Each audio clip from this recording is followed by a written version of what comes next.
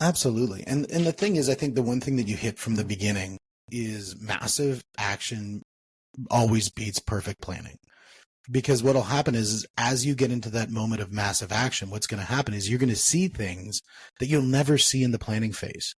And so you're able to react and adapt to it. That's why, I love Brazilian Jiu-Jitsu. And the idea with Brazilian Jiu-Jitsu is that you're going to get into action. You're going to try these things and see if they actually work. Yeah. A lot of martial arts, they actually never get into the combat phase. No. And so they think what they're doing works so cool. But then when they actually apply it in the combat phase, they're like, ooh, that actually does not work. And so that's the greatest thing about Brazilian Jiu-Jitsu is that you actually get into that testing mode.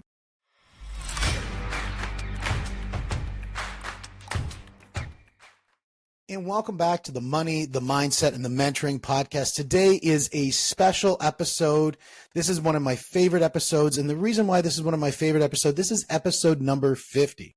And episode number 50, it's just a number. I get it. But the idea is we've been able to cross on the podcast, on the Money, the Mindset, and the Mentoring podcast, meeting 50 absolutely amazing people and producing wonderful content and subsequently starting some amazing relationships.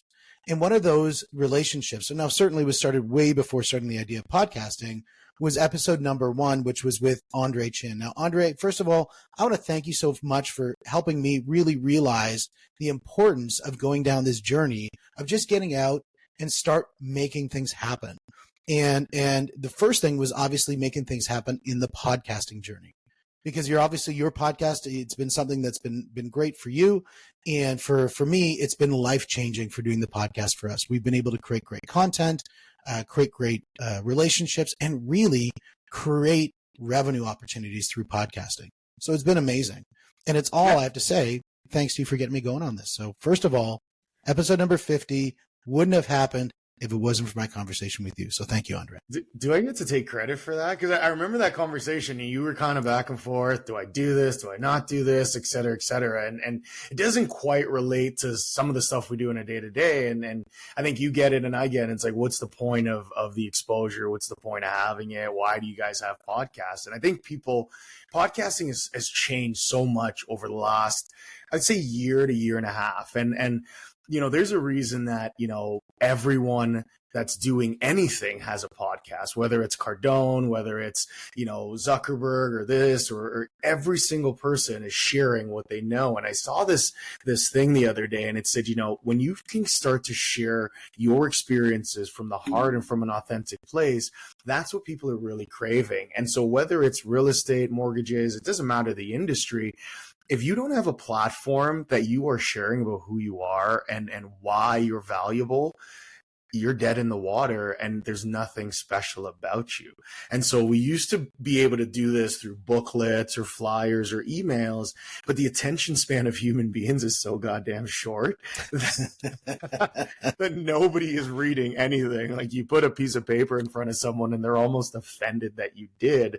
But when people can listen to you and hear from you, it really changes how you show up for them. And it gives you way more validity, even though you're saying the exact same thing you might have said on the phone or on a booklet. Now you've got some validity because you're saying it with another human present and you're creating relationships with someone. So I think I'm shocked that more people aren't doing it. I think one of those hurdles is they don't know where to start. Kind of like when we were talking, it's like, what do I talk about? Where do I start? Where do I go? And, I taught this class recently and somebody said, hey, one of my fears is that I'm not interesting.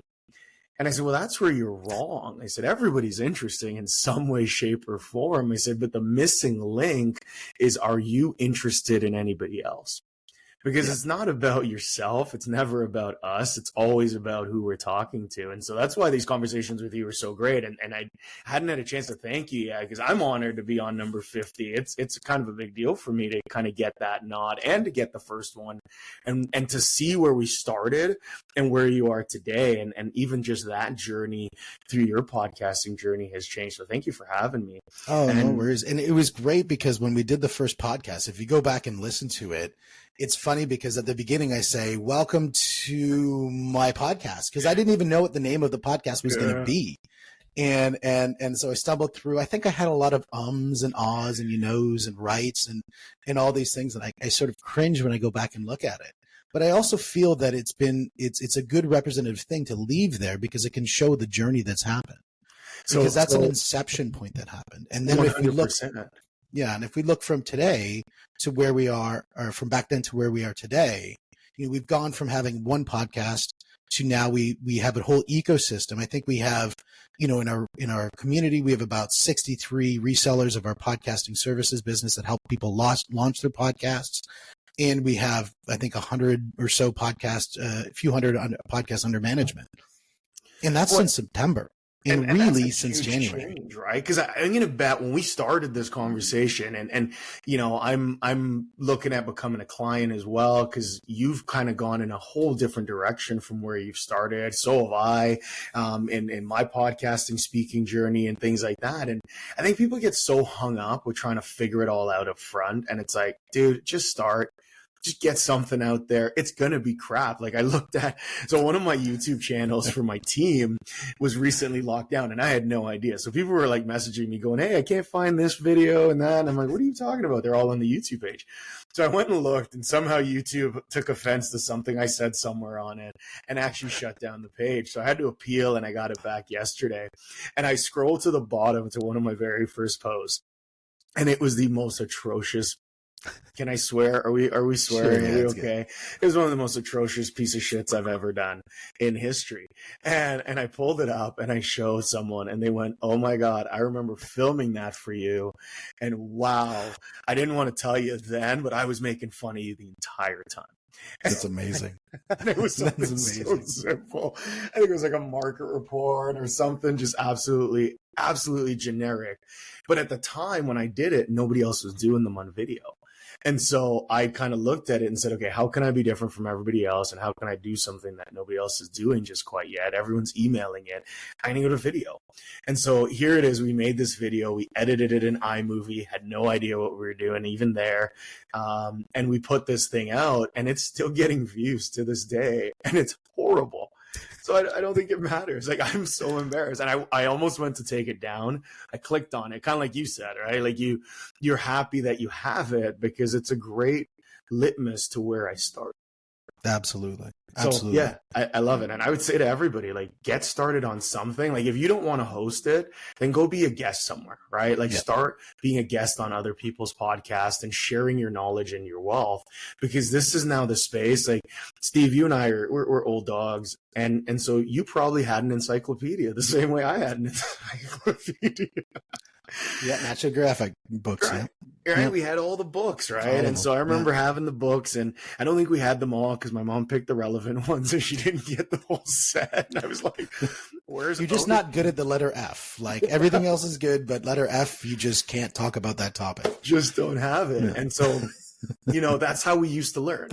Well, now, if you aren't in the content space of some sort, people aren't learning from you and you have nothing to give. And the world has sort of changed where, whether it was our government or the school boards or whoever, that was the only way we could get information, right? Yeah. We had to go to the encyclopedia, go to the library, et cetera, et cetera. Well, now we live in a world that, Gary Vee talks about it all the time, where information is readily available. There's no blockage to information anymore. And so if you aren't in the space and you aren't giving information, you kind of become really, really irrelevant really fast. And it's happening to businesses and people all over the world. Absolutely. And the thing is, I think the one thing that you hit from the beginning is massive action always beats perfect planning. Because what'll happen is as you get into that moment of massive action, what's going to happen is you're going to see things that you'll never see in the planning phase. And so you're able to react and adapt to it. That's why, I love Brazilian Jiu-Jitsu. And the idea with Brazilian Jiu-Jitsu is that you're going to get into action. You're going to try these things and see if they actually work. Yeah. A lot of martial arts, they actually never get into the combat phase. No. And so they think what they're doing works so cool. But then when they actually apply it in the combat phase, they're like, ooh, that actually does not work. And so that's the greatest thing about Brazilian Jiu-Jitsu is that you actually get into that testing mode. And the same thing applies with podcasting. You're going to go listen to your episode after you've done it. And you go, that was horrible. Post it. Yeah. And what's going to happen is you're going to think, oh my gosh, nobody actually came and burned me on this.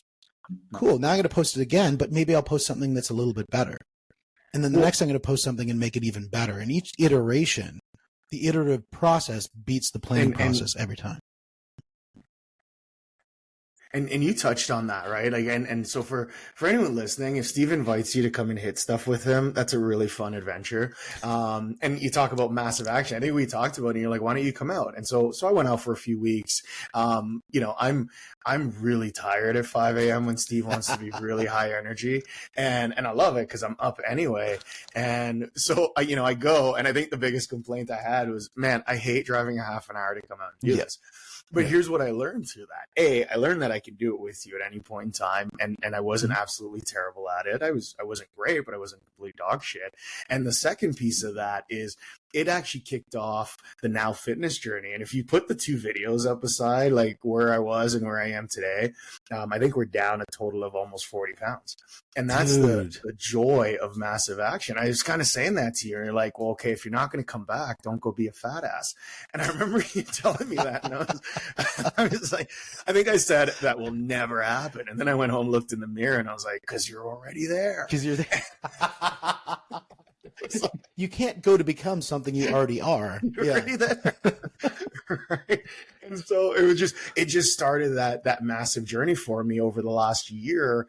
And it then set into a commitment. That simple conversation set a commitment in me that said, I'm going to get in the best shape of my life in my 40s, as opposed to people going, oh, when you get to 40, it all goes downhill. I was like, there's no chance. But if I didn't take from that simple invite, because we were at lunch or something, and you said, why don't you just come out and try it?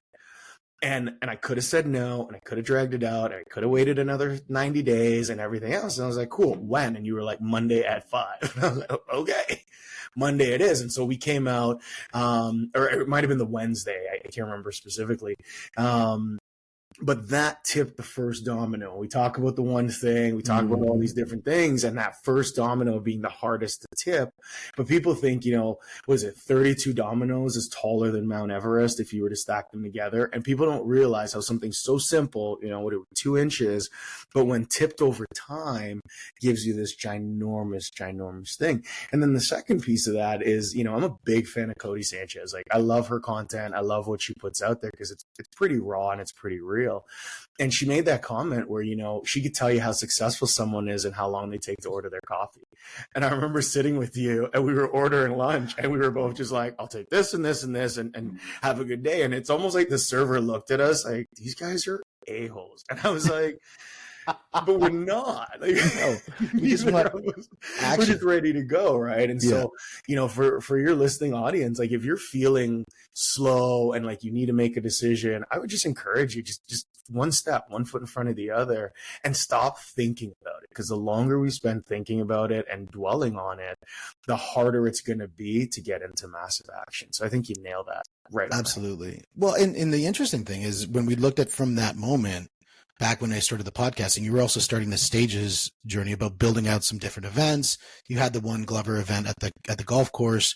Then you ran a really big event in Mississauga where Jay Papasan was actually one of the speakers there who wrote the one thing, which is just, I think, by the way, if anybody listening, if there's going to be a book you need to get, the one thing is a book that you need to get. Because I walked out of there and I was sort of annoyed, to be honest, because I had just done a class with my team on how to better manage time and all that stuff. And then Jay shows up and completely rocks my world. I'm like, I got to do that class again.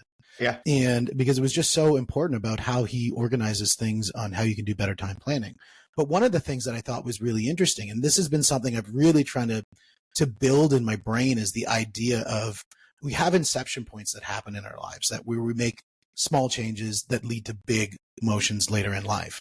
And so I look at it and I liked how he started to really build out the idea of, where discipline sits, where motivation sits, and really the willpower to underpin all of those activities. And that you transition from the idea of you are who you are today, who you identify, and the discipline is going to bring you to where you're going to identify who you're going to be later on. And then underpinning that discipline with the willpower to keep on doing that. And that's usually feeding like successes, right? Or identification with successes, that this discipline, this system, this model that I'm following, that I'm going to stick to actually has wins in it.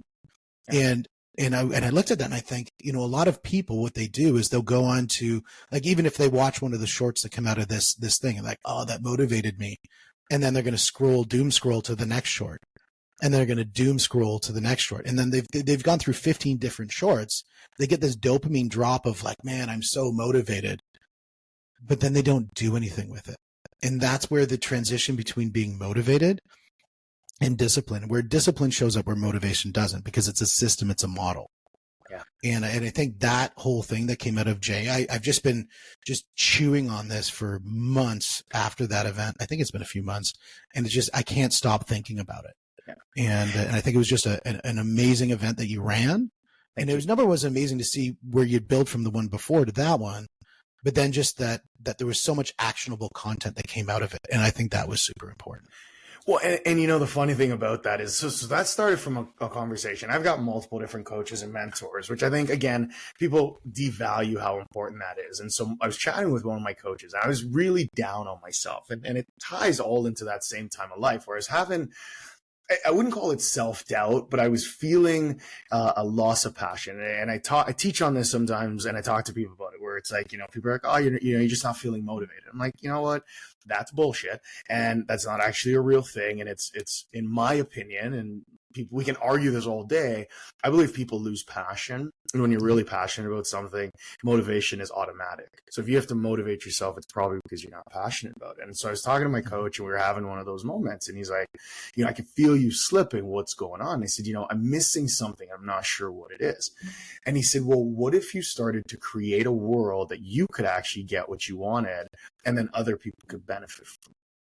And that's how I started down the journey. Podcast was first, and then public speaking and everything else that followed that. And so I looked at it and I said, okay, well, when we did the Glover event, Jeff had just done like record breaking sales in we're talking in Detroit, for those people that are listening, where the average sale price is nothing to talk about.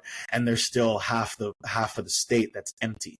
And so here's this guy who's doing incredible things in the middle of like the water crisis with Flint and all these other things, and he's growing his business. And I thought, I really want to hear him speak. And then it went, well, what if I just did something that he had to come speak at? And then from there, I'm going to get the content, and everybody else is going to benefit through it. And that's how it started. So when we did the recent one, and that broke a ton of records, and we brought in other groups in to support that as well, it was exactly the same thing. Was I really respect Jay. I've heard him speak a couple of times, but I hadn't heard something in depth with him, and I hadn't spent any time with him. And so when we looked at putting on the For Love of Real Estate event, it was like, okay, how can we take what we already are doing? We're speaking to people, we're doing it. How can we provide it on a grand scale where I can get a ton of value and content out of it, which I've gotten. Thank you to all our speakers. But then how can everybody else in the room leave with something they can go do in their own businesses? And so I think we accomplished that. Like, it wasn't your fluff and, you know, some of those things you go to that you walk out and you're like, yeah, I had a great day, but you know, I'm still in the same spot. I wanted everybody to be able to take one thing, go home, implement it in their business, and live a better life.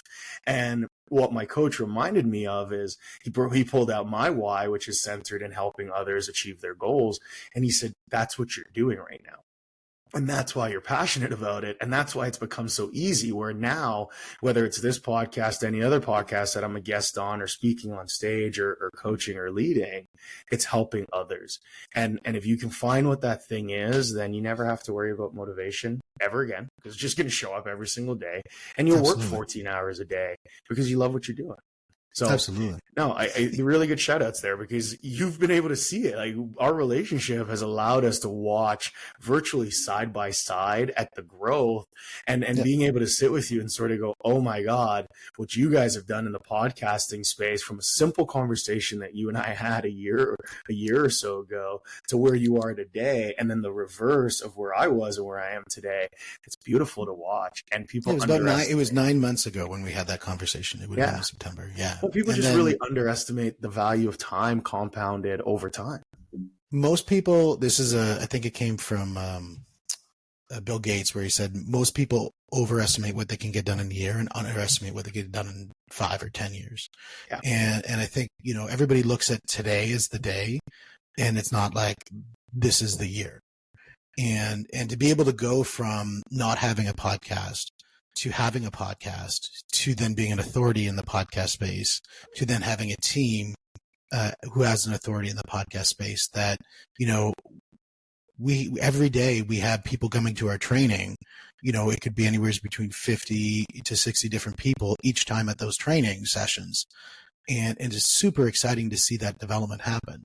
And people say, well, you've only been doing it for this amount of time. I'm like, well, people don't care about how long I've been doing it.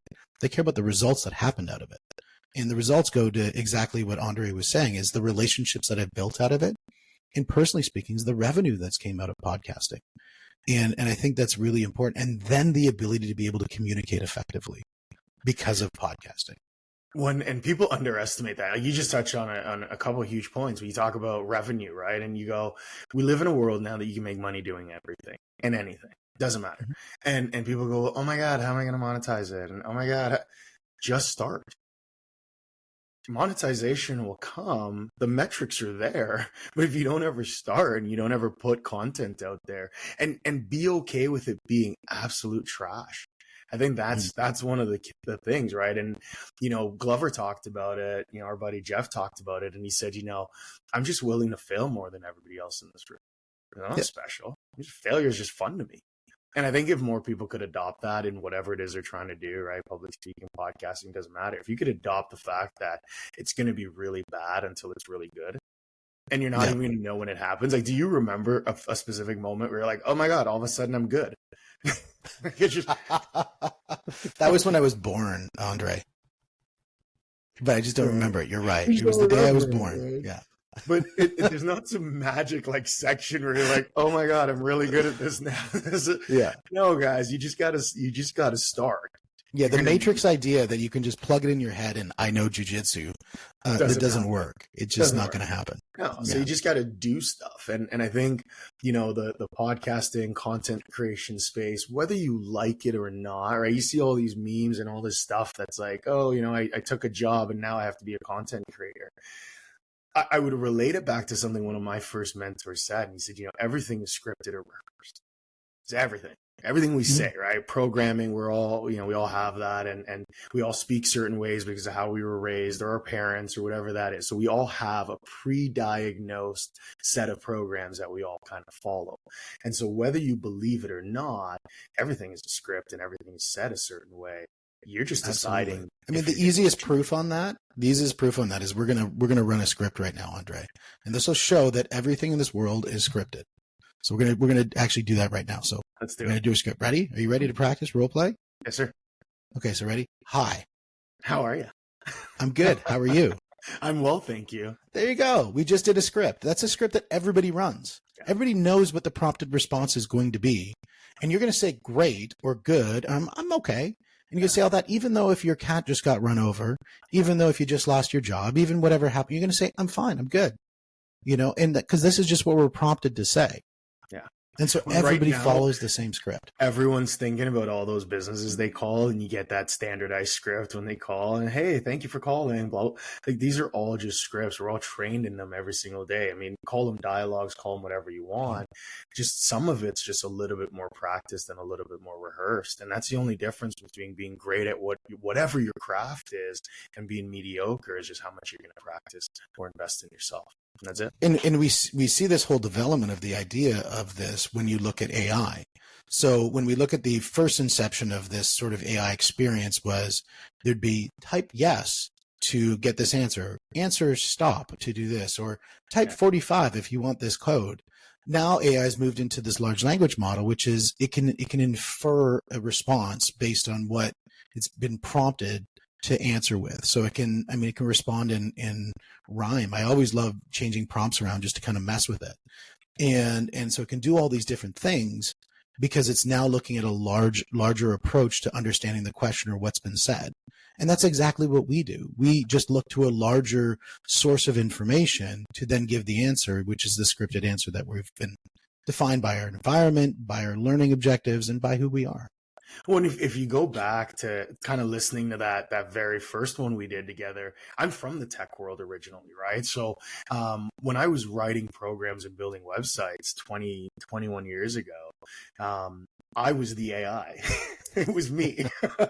I was doing the if statement and the but, and I remember having these huge workflow diagrams, and if this go here, and if this go here, and if not this go here, and somebody said it to me yesterday. I was in a meeting, and it came up, and she goes, "Oh my God, it makes so much sense in how you think because you are so black and white at times. There's no in the middle. There's no maybe."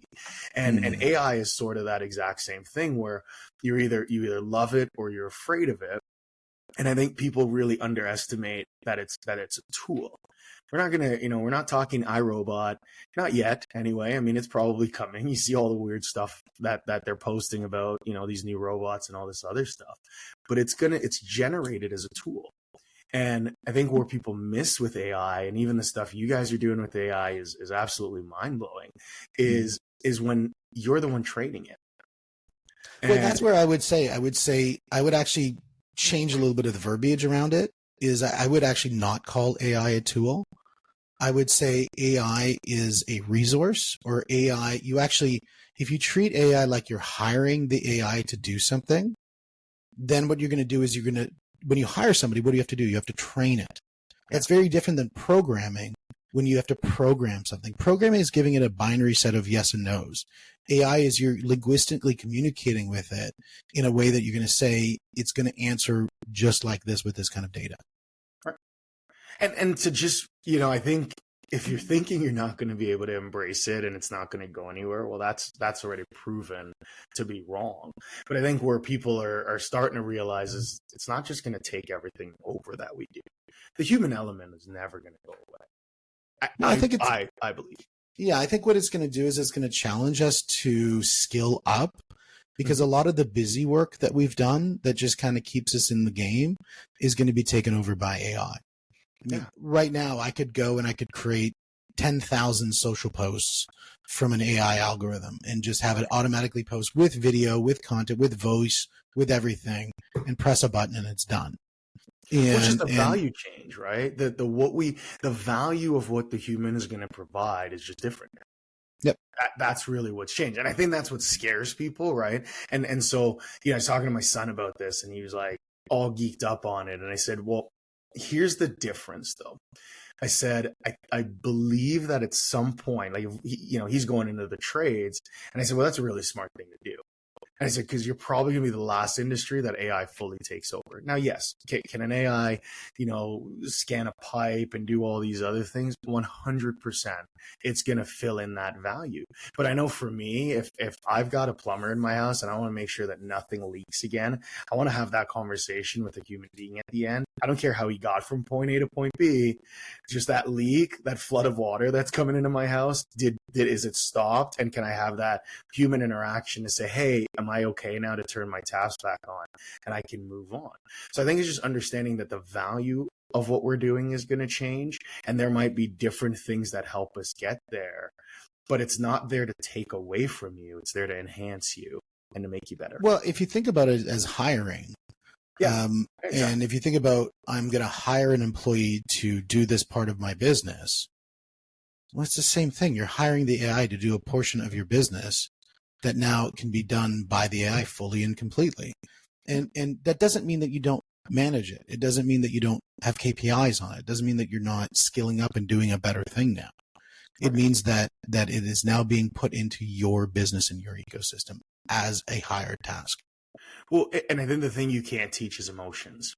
Right? You can give context to emotions, but I don't think you can actually teach a feeling to an AI bot, because everyone feels it differently. Like your anger and my anger are different versions of the same thing. So I can teach AI what anger is, but everyone feels it differently. Every single person has a different experience when it comes to that emotion. I think we're going to say, I'm going to say that. I'm going to say again. Hold on. I think for everyone watching, I want you to go back, because for one of the first times today, Steve had to sit back and he had to go, wait a second, let me think on that. And that's the beauty of doing these things is you're going to challenge your guests and both ways. I think we do that for each other all the time, but I would sit with that one a bit. And for everyone listening or watching, I would sit with it a bit as well. And think about your emotions, think about your partner, your kids, and everybody else. Everybody has a different reaction to all the same emotions. And I remember talking to a psychotherapist once about it, and she's phenomenal in her space and what she does. And we were doing an interview, and she said the reason for that is how big the range on the spectrum is for emotions. It's massively huge. And as humans change, evolve, and adapt, that scale never shrinks. That scale actually over time will just continue to get bigger and bigger and bigger, because what might be, the old Step Brothers line where it's like, you don't want to see me at a 10. That was me at a 6. Everybody's 6 is a little bit different. Yeah, my one emotion that I have the best is celebration. That's my favorite emotion right now. Yeah. That's the one that I always let bubble to the top every single time. If I have a problem, I'm going to go to celebration. Right. I'm going to personally program my emotions that I'm not going to let that anger take over, because anger to me is useless. And so it's a useless emotion to have. So I've just deleted it. I've hit the delete button to try to pull that out. I mean, that doesn't mean that sometimes I didn't delete all the file. There's like some legacy file that sits in there. But I generally try to not have that one percolate to the top, because I think if I can celebrate and say, oh my gosh, this thing went really bad. Well, guess what? It's an opportunity to make it better. Yeah. And this is a point that I can learn to do something better, either communicating with somebody else about the importance of the task, or communicating to myself of the importance of proper leadership. Wouldn't you say, though, that's how you've been able to move as fast as you have, is because you're not dwelling on those failures? You're just constantly going, how can I be better? Well, every day there's something that comes up that's going to be a problem, and it's going to landmine that you don't see. Yeah. And you've got to you know, like as what you said, is that I'm just going to make more failure decisions than anybody else, but I'm also going to make more correct decisions. I'm just making more decisions. Just making more decisions and making them faster. All it is make them faster. Absolutely. Yeah. Make decisions faster and just keep on moving. Yeah, and some are going to be the right. Cool. Right. Some are going to be wrong. I'm okay with that too. Well, and it's knowing that when you mess it up, you have an opportunity. So if I got it right first time, woohoo, that's amazing. Great result. I got it wrong. That's amazing. Great result. Either way, great result. And it's training yourself to go there and to be okay with it. And I think most people they struggle in that space because they don't know how to just accept failure and good as the same thing. And absolutely. Well, and if you run into failure, the easiest way to solve failure is look for a bigger problem to solve. I mean, if you focus on the single problem that you have right there and then, and you're trying to solve that, it's so much better to go say, I'm going to focus on something that's even bigger, and then the problem becomes inconsequential. Because you solve something. You say that's how you started down this podcast journey, right? Like you solved it. So we were doing it, and I remember both of us kind of going, okay, what resource are you using, and what platform, and what's the best one? And this, and we were like, oh my God, this is really, really painful. And the biggest problem that I wanted to solve was, how do I make money doing this? Right. And if I solve that, then the problem of my tech, the problem of my, my voice, my vocabulary, my guests, whatever, like if I solve the revenue problem, everything else becomes not a problem. Go. And so that was the number one thing I had to solve. And I did. And it led to massive growth by taking massive action and continuing to, when I listen to Steve talk about where you want to go and the next set of stuff that you're wanting to do, I'm like, wow, how do I become a client on that journey? Because it got so big so fast, like you said, 9 months, right? And that's that underestimation of what you can actually accomplish when you have singular focus and you push hard for it. Simply put, you can change the world. And the singular focus can be towards a globalistic style objective. It doesn't have to be that I want to podcast. It's more like I want to grow revenue in all of my businesses from doing this thing, or I want to become a better leader. Well, how do I do that? Or I want to become recognized for the things that I'm doing in different spheres. I mean, one of the great things that came out of podcasting is I've now been on stages in the UK just recently. I was in stages in DC. I was on stages in Virginia Beach, and just the list are going on throughout the year. So the idea of just growing that ecosystem, growing those exposures just happened from just doing. And it's just like what you did. You went from running like little events with inside the brokerage to bigger events inside the golf course to bigger events at big event houses. Yeah. And so, what's next? So what happens next for It's Andre? funny you say that, because I'm gonna give our friend Virginia Munden a shout out, right? 'Cause she's doing the Buzz conference. I know a lot of people attend her stuff, and her stuff's the next level, and it's even bigger. And so I remember chatting with Virginia, and I didn't think anything of it. And so shout out to Virginia for noticing and then making her next moves, because I didn't think anything of it at the time. And she goes, "I would love to hear you speak even more, and I'd love to do something with you in the future." And then so yesterday, I'm just going through my emails, and there's this email in there, and it goes, "Hey, would you be open to talking about a keynote?" And I'm going, "For what?" So, we go back and forth a little bit, and she finally says, "Hey, I'm doing this thing in the fall, and I think you'd be a great keynote for it." And so again, if you just continue to add building blocks to what you're doing, bigger opportunities and bigger things will continue to show up. And that's something you and I talked about, is going down that keynote space. And I think you had sort of made the same comment. You said, yeah, the events are great. When are you going to step in and do even more? Like, you're speaking at a small level. Next step is to speak even more. And there it is. Things are coming out where people are asking me to do that already. So it's just progression. Absolutely. And I think the progression, especially when you can point to the actual successes that you've made as well in that journey, and point to the big mistakes that you've made in that journey, that you can expose for other people that can stop them from running into the same problems. Well, and what's funny too, Steve, is like I had someone say to me, I had a client reach out, and so for everyone listening, like, at the end of the day, I think, Steve, I'm a realtor, right? Like, that's where it started. Like, I was just being brutally honest about it. Everything else I'm doing came off of selling and buying houses. And I had a client reach out. I hadn't talked to her in a little while, and she reached out and she goes, "Hey, Mr. Big Time, do you still think you could sell a house?" And I went, "Oh my God, yeah, like I still do that." But a lot of it's success through others, right? And Right. that is the best thing. I know with my mortgage brokerage, it wouldn't be where it is today if I didn't have amazing people within it.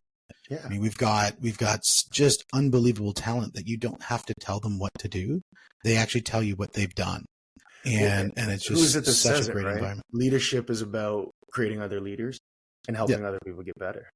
And it's the loneliest path. So for all those people listening, it's like, "Oh my God, I want to go lead something." It's going to suck. It's going to be very lonely, and you're going to be always wrong and always right. So just be okay with that. You're never going to be winning in it.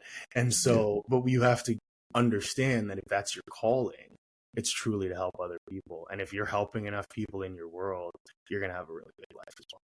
Yeah, I think that's super important. I think the more people that you can bring in, and this comes with like big thinking too, because the more people that you want to bring in the world, the bigger you have to think to give space for them to be big in their world. Right. And that's what a really great leader does, is they create the space, they create the environment so that the people in the world can do really amazing things. Well, that can't be created unless you create a bigger world for yourself. It cannot happen, because if someone's living inside of your world and your world starts to shrink, because I believe in the theory that if you're not growing, you're dying. So your world is now shrinking and you've got this person expanding, and there's going to become a natural inflection point where they're going to press on your boundaries and they're going to be pushing on the outside of it. And you're going to either get really uncomfortable and grow really, really fast, or you're going to stay there and they're just going to take their world and move it outside of yours and go somewhere else. Because people quit leaders, right? They don't quit companies. Yeah, 100% agree with that. So when we get to episode 100, Andre, where are we going to be at that point? What is that going to look like? Wow, that's a big question. So I mean, if I got to forecast, so another 9 months of the journey. Well, I mean, we're 6 actually now in the trajectory we're going. Right. Yeah, because you're shortening that, right? So in 6 months from now, where will we be? So you've challenged me to step into my superpower, which is actually not just hosting, running, and sort of speaking at events, but to actually do more keynotes and things of that nature. So my goal, whether it's in Canada or internationally, and probably a combination of both. I've got young kids at home, so I don't want to be on the road all the time. But I'd say that we're speaking at a minimum once a week in some facet that we're sharing, your podcasting has quadrupled. I was going to say doubled, but I don't think you'll settle for double. So we're going to go quadruple. And I still think you'd be miserable about that it didn't 10x, as I see it right behind your head. Yeah, so I'm going that's to where go it needs to be. quadruple. And then the 6 months after that, you'll actually get the 10x. And so really, can I predict it? No. I just know it's going to be an exponential growth for both of our spaces at a level that most people probably didn't think was possible. And simplify. I take the easy out. My vision when we get to the episode 100 is that you and I are going to find that the purpose that got us to where we are today is going to be further realized in that moment at that episode 100. And in the sense of, the communities that we've built, the impact that we've made with the people who are with us. My biggest celebrations are when you take somebody who's going through a moment of adversity and help them come around to that other side and just having more impact that way. And I find that the more you can grow and bring people into your community, there are more options that you have to serve, because you might not be the perfect person to help somebody, but there's somebody right next door to you that's going to be the perfect fit to come in and execute and help that person to get to better. So my mission is to just bring amazing people into my ecosystem who can provide really great options. Have you ever shared your podcast goal?